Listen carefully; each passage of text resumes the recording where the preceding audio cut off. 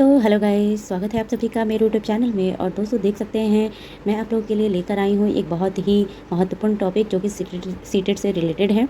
और जिन लोगों ने भी इस महीने जो कि 7 जुलाई को सीटेट का पेपर होने वाला है, और इनमें से बहुत सारे कैंडिडेट ऐसे भी होंगे जो कि नए हैं, जिन्होंने भी पहली बार फॉर्म भरा होगा और पहली बार सीटेट का एग्ज़ाम देने जा रहे होंगे। तो सबसे पहले तो ये ज़रूरी है कि वो सारे रूल्स नियम देख के ही जाएँ। मोबाइल पे किसी भी सोर्स के माध्यम से वो ये जानते हुए चले कि वो पेपर देने जा रहे हैं, तो पेपर का पैटर्न क्या है, पेपर कैसे देना है, ये बहुत ज़रूरी है। तो दोस्तों उसी के अकॉर्डिंग मैंने ये वीडियो बनाया है जो कि हमारे लिए बहुत ही हेल्पफुल होगा। जो कन्फ्यूजन पैदा होते हैं सीटेट के पेपर में, वो कन्फ्यूजन दूर हो जाएगी इस वीडियो के बाद। तो दोस्तों जो लोग भी नए हैं और जिन लोगों ने भी पिछली बार पेपर देकर जो गलतियाँ की हैं, वो गलतियाँ दोबारा ना हो, उसके लिए ही ये वीडियो है। तो इस वीडियो को ज़रूर लास्ट तक देखें, ये बहुत ही हेल्पफुल होने वाली है। और सबसे पहले सभी को शुभकामनाएं और बेस्ट ऑफ लक। जो लोगों ने भी 7 जुलाई को पेपर देने के लिए सीटेट का एग्ज़ाम फॉर्म भरा है, वो इस बार सीटेट ज़रूर क्लियर कर जाए, इसके लिए बहुत बहुत शुभकामनाएं आप लोग को। तो चलिए दोस्तों इसी सिलसिले में आगे बढ़ते हैं और आपको समझाते हैं बहुत ही आसान से शब्दों में। तो यहाँ देख सकते हैं दोस्तों, मैं आप लोग के सामने लेकर बैठी हूँ, ये 2 बुकलेट है मेरे पास, ठीक है। और ये पेपर 1 का है, 1 से 5 तक का पेपर है प्राइमरी लेवल का। और ये है मेरा संस्कृत का पेपर 1 का ही। तो दोस्तों जिन लोगों ने भी फॉर्म भरा होगा, सबको पता होगा, उन्होंने लैंग्वेज ज़रूर सेलेक्ट किया होगा।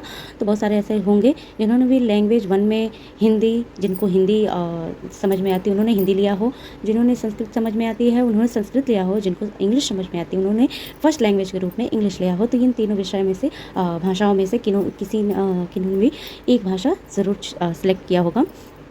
तो मैं उन्हीं लोगों के लिए वीडियो बना रही हूँ। तो जिन लोगों ने भी भाषा 1 में, और सबसे पहले यहाँ देख सकते हैं कि इसमें सबको पता है कि ये 5 भाग में होते हैं ये पेपर, और सबके डायरेक्शन दिए होते हैं कैसे कैसे पेपर देने हैं, ऊपर ही लिखा होता है। तो उन डायरेक्शंस को पढ़ते हुए चलें। और सबको पता है कि ये पेपर 5 भाग में होता है, प्रत्येक के 30 नंबर होते हैं। तो प्रत्येक के 30 नंबर होते हैं, तो इस अकॉर्डिंग से 150 नंबर का ये पूरा पेपर होता है। तो यहाँ भी कुछ रूल्स दिए गए होते हैं, जिनको पढ़ना है या नहीं पढ़ना है ये तो आपके ऊपर डिपेंड करता है। तो चलिए नेक्स्ट हम आगे बढ़ते हैं, ये देखते हैं। यहाँ हमारा सबसे पहले आता है भाग 1 में बाल विकास और शिक्षा शास्त्र। इससे पैडागोजी भी आएंगे और थ्योरी भी क्वेश्चंस आएंगे। तो ये बाल विकास और शिक्षा शास्त्र का फर्स्ट है, पार्ट 1 में पहले आएगा, जो कि 30 नंबर का होगा। बाकी 30 नंबर के बाद से आपका सेकंड में आएगा भाग 2 में, पार्ट 2 में गणित मैथमेटिक्स, जो कि ये भी होगा 30 नंबर का। उसके बाद आपका अगला आता है पर्यावरण। पर्यावरण भाग 3 में भी आपको 30 नंबर मिलेंगे। 30 नंबर का क्वेश्चन होता है। तो ये 90 नंबर हो गए, ये तो इसमें कोई कन्फ्यूज़न नहीं है। लेकिन अब आते हैं पार्ट 4 में, यहाँ से कन्फ्यूजन शुरू हो जाती है। तो यहाँ समझने वाली बात यह है कि जिन लोगों ने भी लैंग्वेज 1 में इंग्लिश सेलेक्ट किया हो, तो वो पार्ट 4 का लैंग्वेज 1 इंग्लिश, इसके 30 क्वेश्चंस करेंगे। जिन्होंने भी लैंग्वेज 1 में, वो अपना एडमिट कार्ड देख लेंगे, एडमिट कार्ड पे दिया होता है। तो जिन्होंने भी लैंग्वेज 1 में इंग्लिश लिया हो, वो इसी इंग्लिश के पार्ट 4 के 30 क्वेश्चन करते हुए चलेंगे, ठीक है।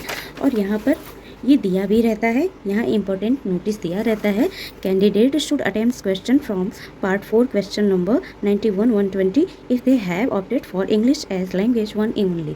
जिन्होंने भी लैंग्वेज 1 में इंग्लिश लिया होगा वही इसे अटेम्प्ट करेंगे, वही इस क्वेश्चन को करेंगे, वो भी 91 से 120।